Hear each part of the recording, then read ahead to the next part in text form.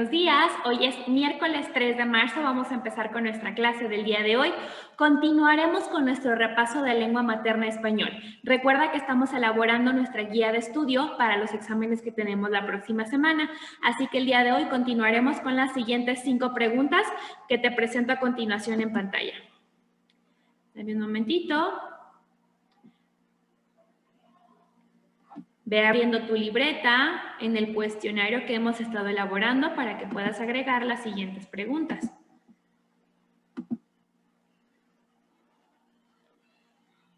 Muy bien. La primera pregunta es la siguiente. ¿Qué es una sinalefa? Bueno, la sinalefa tiene que ver con el tema de las canciones.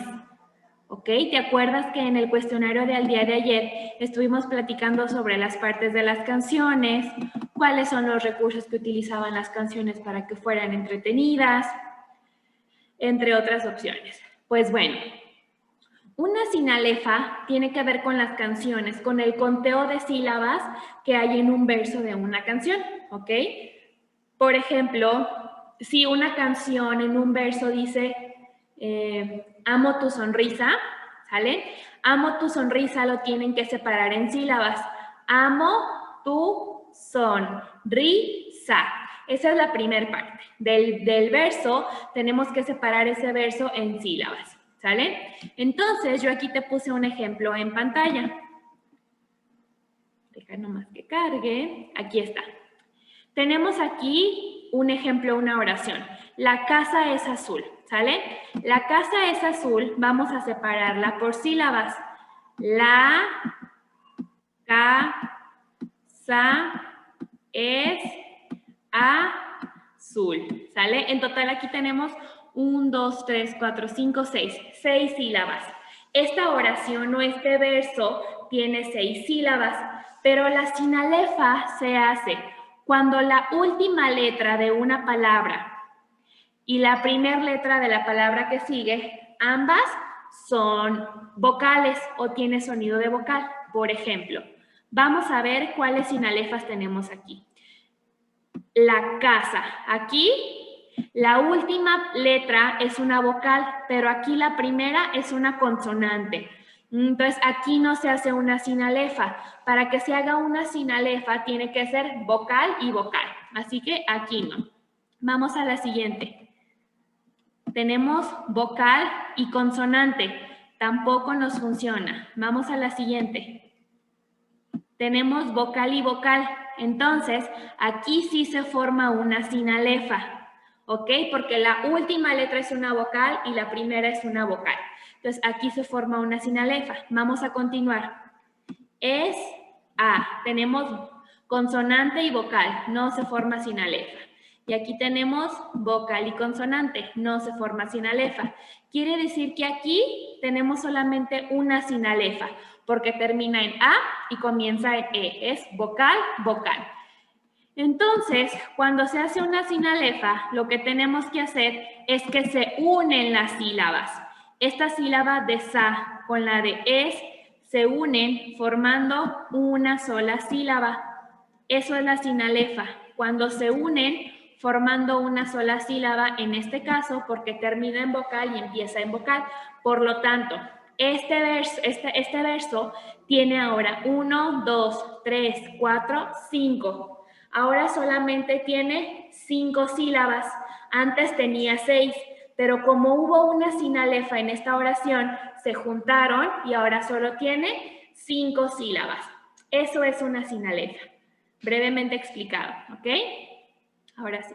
Vamos a continuar con las preguntas siguientes.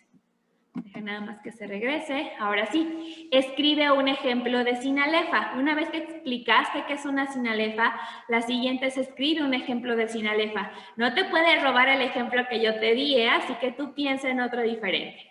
Siguiente pregunta, ¿qué es un cancionero? Esto lo estuvimos viendo. Recuerda que un cancionero es un libro en el que tú recopilas letras de canciones, ciertas canciones, incluso tuvieron que hacer un cancionero, ¿se acuerdan? Muy bien. Después dice, ¿Qué son los elementos gráficos? Recuerda que los elementos gráficos dentro de un texto son aquellos que nos ayudan a que el texto sea mejor comprensible. Pueden agregar, por ejemplo, esquemas, gráficas, fotografías, mapas mentales, para que un texto no sean solo letras, porque suele ser un poco aburrido, ¿sale? Viñetas, todos esos son gráficos. Y luego dice, escribe 3 ejemplos de elementos gráficos que se pueden incluir dentro de un texto informativo. Ya te dije algunos. Gráficos, esquemas, mapas mentales, viñetas, fotografías. Estos son elementos gráficos. ¿Sale? Muy bien. Y pues solo son estas 5 preguntas del día de hoy de lengua materna. Recuerda que todas las respuestas las puedes encontrar en el segundo bloque de tu libro de lengua materna, en los apartados de qué aprenderemos. Ahí puedes encontrar todas las respuestas. Recuerda que estas 5 preguntas las tienes que copiar y responder en tu libreta de lengua materna español. Muy bien. Vamos a continuar con CIME. Saca tu libro, vamos a trabajar en la página 171. Continuaremos con el tema del volumen de los prismas. Te voy a compartir enseguida la pantalla. Bueno, antes de eso, no te creas, antes de tu libro te voy a hacer una explicación. Muy bien, aquí yo tengo diferentes prismas, ¿sale? Este es un prisma triangular, este es un prisma pentagonal, este es un prisma cuadrangular y este es un prisma rectangular, ¿sale? Muy bien. Vamos ahora a calcular el volumen de estos prismas. Vamos a saber cómo calcular el volumen. Ok, lo primero que tenemos que hacer es observar qué figura tiene mi base. Mi base es esta.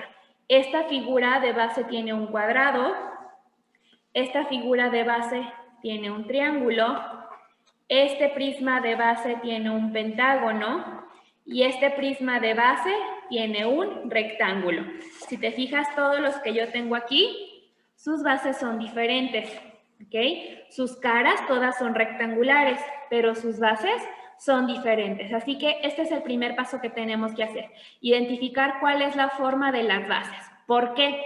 Porque la forma de la base te va a decir qué fórmula vamos a utilizar para calcular su volumen, ¿ok?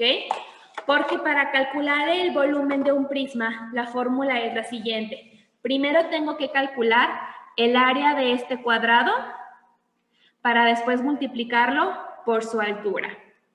Tengo que calcular primero el área de este triángulo para después multiplicarlo por su altura, el área de este pentágono para después multiplicarlo por su altura y el área de este rectángulo para después multiplicarlo por su altura.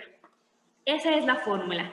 Así que para ello preparé esta presentación en la que te voy a explicar, bueno, vamos a recordar más bien cuál es la fórmula para calcular el área de las figuras. Aquí tengo un prisma cuadrangular, es un cuadrado. Aquí dice que área es igual a A por A, pero yo te la digo más fácil. Área es igual a lado por lado. Suponiendo que este cuadrado de aquí mida 3 y de aquí mida 3, el área es lado por lado. O sea, 3 por 3. Y 3 por 3 es 9, ¿ok? 3 por 3 es 9. Después lo único que tengo que hacer es multiplicarlo por su altura, suponiendo que este mida de altura 10 centímetros, por lo tanto sería 9 por 10, 90. Y este prisma mide de volumen 90 centímetros cúbicos. Vamos ahora con el rectángulo, ¿sale? Tengo un prisma rectangular. Dice que la fórmula es base por altura. Tengo aquí la base por la altura. De base suponiendo que mide 5 y de altura 2. 5 por 2, 10. Ya tenemos que todo este mide 10. Vamos a ponérselo con lápiz para que no se nos olvide. Este mide 10. Ahora, estos 10 lo vamos a multiplicar por su altura. Imagínate que este mide 8. 10 por 8, 80. Por lo tanto, el volumen de este prisma son 80 centímetros cúbicos. Vamos con la siguiente figura que tenemos aquí, que es un triángulo, ¿sale? Aquí dice en la pantalla que área es igual a base por altura entre 2, ¿ok? Suponiendo que este es mi triángulo, de base mide 3 y de altura mide 4, suponiendo, ¿ok? 3 por 4 son 12 y dice que entre 2, 12 entre 2 es 6. Por lo tanto, este triángulo mide 6. Lo que sigue es que este 6 lo voy a multiplicar por la altura, suponiendo que este mida 10. 6 por 10, 60. Quiere decir que este mide 60 centímetros cúbicos de volumen, ¿sale? Entonces, va otra vez. Calcular primero el área con esta fórmula dependiendo de su figura y después solo multiplicarlo por su altura. En todos es lo mismo. Aquí tendría que calcular el área del pentágono y lo que me salga, multiplicarlo por su altura. ¿Ok? Ahora sí, vámonos al libro. Ay, ¿dónde lo dejé? Ya no lo encuentro. A ver, dame un momentito. Este no es. Aquí está ahora. Vas a abrir tu libro en la página 171. Tu libro de CIME en la página 171. Y vamos a empezar con dos problemas. Tenemos aquí un prisma triangular, que es un prisma como este. ¿Ok? Dicen, ¿cuánta agua cabe en este depósito de base triangular? La base está formada por un triángulo que mide 4 centímetros de base y 3 de altura. Recuerda que la base de un triángulo es base por altura sobre 2. Entonces aquí vamos a anotar. Base por altura sobre 2. ¿Sale? Entonces aquí tenemos base por altura sobre 2, es la fórmula para calcular el área del triángulo. Dice que aquí mide 4 por 3. 4 por 3, 12. Y 12 entre 2 es igual a 6. Por lo tanto, el área de este triángulo es 6. Mide 6. Y de altura dice que mide 5 centímetros. ¿Qué sigue? Multiplicar 6 por 5. Y 6 por 5 es 30. Por lo tanto, aquí le caben 30 litros. Ahora vamos con nuestro siguiente prisma en el problema número 3, que es un prisma, perdón, es como este, porque es rectangular. Parece cuadrangular, pero es rectangular, ¿ok? Dice, ¿cuánta agua cabe en este depósito de base rectangular? Pues vamos a fijarnos que su base es un rectángulo que mide 2 por 5. Recuerda que la fórmula del rectángulo es base por altura. Base por altura. En este caso es 2 por 5 y 2 por 5 es 10. Ahora, estos 10 los vamos a multiplicar por la altura, que es 3. Y 10 por 3 es igual a 30. Por lo tanto, en este prisma caben 30 litros. ¿Sale? Vamos a continuar con el siguiente ejercicio, que dice así. Usa tus regletas. Encuentra el área y la altura. Encuentra el área y la altura de los siguientes prismas de base cuadrangular. Quiere decir que su base es un cuadrado. ¿Ok? Tenemos un prisma que mide 20 centímetros cúbicos. Tenemos que, si es un cuadrado aquí, pues puede ser a lo mejor de 2 por 2. Entonces aquí pondríamos 2 de base mide 2 y de altura mide 2. ¿Ok? Sería 2 por 2, 4. Este de aquí sería un 4. Y dice que este 4 lo tengo que multiplicar por un número para que me resulte 20. 20 en total. ¿4 por cuánto? Aquí es 2 por 2 es igual a 4, que es todo esto de aquí. Este cuadrado mide 4. ¿Por cuánto lo tengo que multiplicar para que me dé 20? Porque aquí dice que en total mide 20 centímetros cúbicos. Entonces, ¿4 por cuánto? Sería 4 por 5, ¿verdad? Y ahora sí, 4 por 5 me da 20. Vamos al siguiente. El siguiente dice que mide 56 metros cúbicos. ¿Ok? Vamos a poner que todos tienen de base 2 por 2. ¿Te parece? Para que sea más fácil. 2 por 2, este también mide 2 por 2, este también mide 2 por 2. Bueno, no, creo que eso ya los podemos hacer más grandes porque ya, aquí ya son 100. Ok, esta sí, 2 por 2, entonces es 4. Ahora, 4 por cuánto para que me dé 56. Ahí tú tienes que pensarle, 4 por cuánto para que me dé 56. Después tenemos aquí 64 centímetros cúbicos. Aquí podemos inventar tal vez que sus bases pueden medir 4. ¿Sale? 4 y 4. Entonces sería 4 por 4, 16. ¿Por cuánto tenemos que multiplicar el 16 para que me dé 64? Eso es lo que tú vas a poner aquí. Y este lo podemos, por ejemplo, 5 por 5. 5 por 5 es 25. Por lo tanto, este de aquí ya mide 25. 25 por cuánto para que me dé 100. Y eso es lo que vas a escribir aquí. Y ya por último te dice, escribe la fórmula para obtener el volumen de cualquier prisma. Recuerda que lo primero que tenemos que hacer es área de la base, o sea, calcular el área de la figura de su base y después multiplicarla por su altura. Y esa es la fórmula para calcular cualquier volumen de cualquier prisma. ¿Ok? Muy bien. Vamos a continuar con la siguiente página. Esto. Tenemos aquí un tangram, ¿sale? ¿Has jugado con un tangram?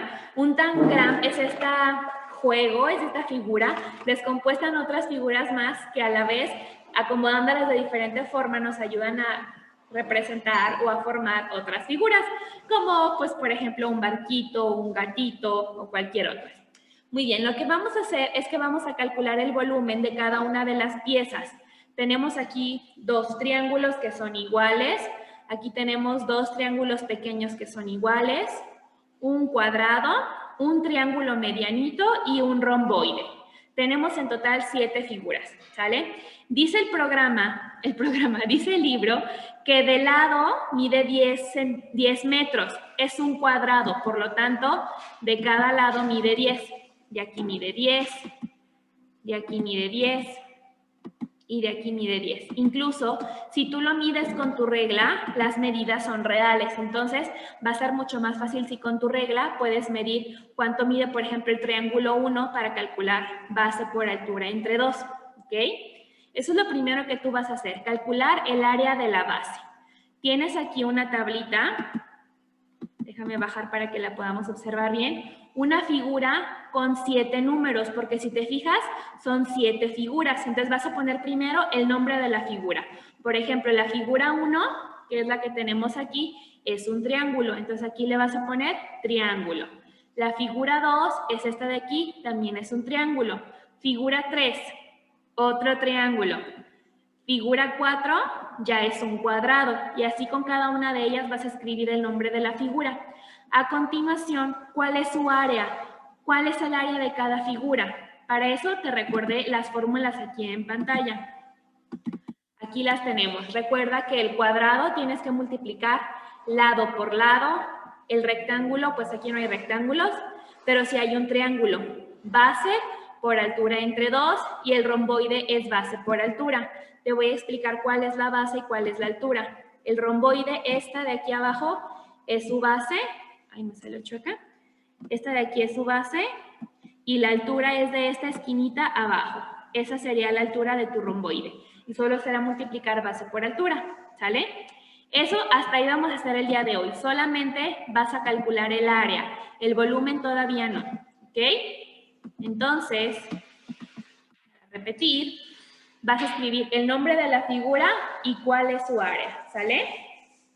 El nombre de la figura y cuál es su área de acuerdo a la fórmula que te acabo de mostrar en pantalla. Recuerda que las medidas de estas figuritas las puedes medir con tu regla, porque son medidas reales con tu regla, en centímetros los puedes medir, ¿sale? Y ya mañana continuamos con su volumen. Hoy solamente el área y ya mañana la última columna que es la del volumen. Ok, continuamos con geografía. El día de hoy en geografía vamos a elaborar nuestra guía de estudio para el examen, ¿ok? Así que te voy a compartir en pantalla las preguntas. ¿Dónde están las preguntas? Dame un momento. Aquí están las preguntas. Ve sacando tu libreta de geografía, ve poniéndole el título, que es guía de estudio.